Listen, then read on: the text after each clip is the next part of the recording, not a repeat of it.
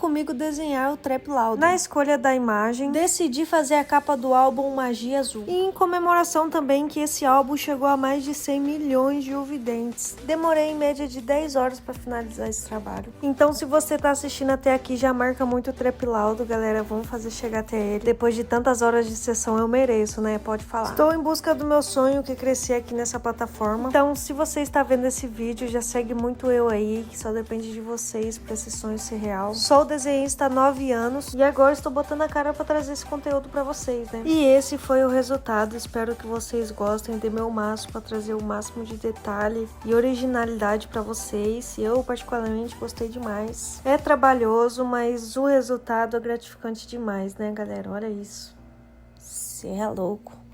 Ficou muito chave. Espero que o Trap Loud goste e assim como vocês também, né?